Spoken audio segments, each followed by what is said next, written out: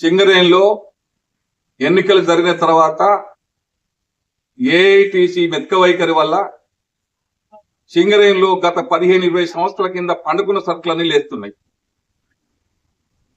గతంలో 30 మస్తలు, 50 మస్తలు, 80 మస్తలు, 100 మస్తలు వైపు 150 మస్తలకి ఉంటే కూడా కార్మికులు తొలగిస్తామని సర్కులర్ చాలా దుర్మార్గం. ప్రతి నెలలో సర్ఫేస్ అయితే 20 లేదా అండర్గ్రౌండ్ అయితే 16 నిబంధన పెట్టి నెలకు చేయాలంటే చాలా మంది కార్మికులకు చాలా రకరకాల సమస్యలు ఉంటాయి. ఒక్క నెల 20 మస్తలు లేకపోయినా కౌన్సిలింగ్ అంటే అది ఎవరిని ఇన్సల్ట్ చేసినట్టు? ఏదో కార్మికుడు నెల రాకపోతే కౌన్సిలింగ్ పోవాలా?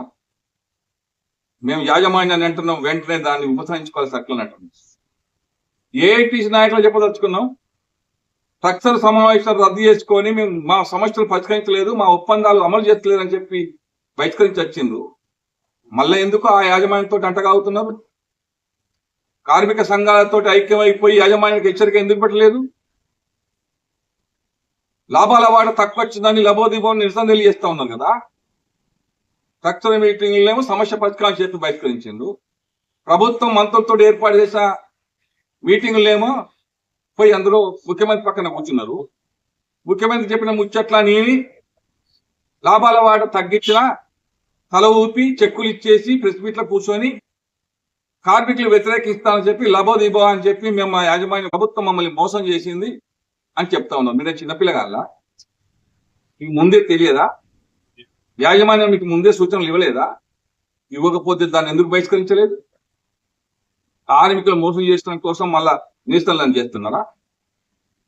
ఇక్కడనేమో 150 మస్తలు 190 మస్తలు ఉన్నదాన్ని విన్నేమో ఏఐటీసీ ప్రధాన కార్యదర్శిగా మేము స్వాగతిస్తున్నాం, క్రమశిక్షణ వేదని చెప్పి స్టేట్మెంట్ ఇస్తాడు.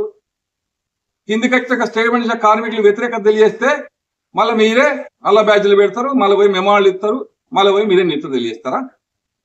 ఈ ద్వంద్వ వైఖరి ఎక్కడ నేర్చుకున్నారు మీరు? కార్మికులు ఎందుకు తప్పుదో పట్టిస్తున్నారు? కార్మికుల ఐక్యతను ఎందుకు చేయగొడుతున్నారు? పాత సర్కిల్ని కంపెనీ తీస్తే ఎందుకు మెరుపుకుంటూ ఉంటున్నారు? మళ్ళీ 20 సంవత్సరాల కింద గోల్డ్ హ్యాండ్ షేక్ తీసుకొచ్చడానికి యాజమాన్యం కోసం సహకరిస్తున్నారా? మెడికల్ బోర్డు బంద్ చేస్తే 8 నెలలైనా సపోర్ట్ చేయరు. క్లర్క్ల ఎగ్జామ్ పెట్టి దాదాపు సంవత్సరం అయినా దాని గురించి సపోర్ట్ చేయరు.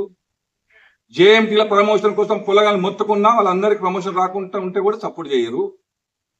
ఆఖరికి మెడికల్ రెఫరల్ అయిన కార్మికులకి ఫిడ్ చేయరు, అన్ఫిడ్ చేయరు, జీతం ఇయ్యరు.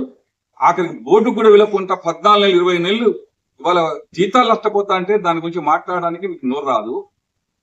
సింగరేణిలో ఏది చక్కగా ఉందని జాతీయ లెవెల్లో చేసే ఒప్పందాలు మీరు చేసుకున్న పొత్తాలు పరీక్షలు ఇంకటాకి గురించి మాట్లాడరు. సింగరేణి సొంత ఇంటి కార్యక్రమం సంబంధించి అమలు కోసం కమిటీ వేస్తే ఆ కమిటీ ఎవరో ఇప్పుడు నీకు తెలియదు. ఆ కమిటీ రిపోర్ట్ ఏందో వస్తుందా మీ హయాంలో కనీసం? మరి ఇంకెట్లా అడుగుతున్నాం? మీరు ఏ సమస్య పట్ల మీరు క్లారిటీ ఇవ్వాలని అడుగుతున్నాం. ఇలా విచ్చలవిడిగా ప్రైవేట్గా బొగ్గుబాయిలలో పెద్ద పెద్ద మిషన్లు ఏఎల్పీలో తిరుగుతా అంటే కనీసం స్టేట్మెంట్ అది ఇచ్చారా మీరు? అందుకనే ఏఐటీసీ నాయకులారా, ఇంకా మీరు ఆ మత్తు వీడండి. అన్ని కార్మిక సంఘాలు పిలుస్తారా, ఒంటరిగా ఇస్తారా? మీరు నిర్ణయం చేసుకోండి. ఇంకా కార్మికులన్నీ హక్కులన్నీ పోతా ఉంటే మీరు నిమ్మకు నీరెత్తట్లు ఇట్లా కండుకొని నిరసనతో చేస్తారంటే కార్మిక వర్గం క్షమించదు. కార్మికులు ఇప్పుడే అన్ని కార్మిక సంఘాలు నమ్ముతున్న సందర్భంలో మళ్ళా కార్మిక సంఘాలు అంటే అసహించుకునే స్టేజ్కి కార్మికులను విసుగొల్పేస్తుంది.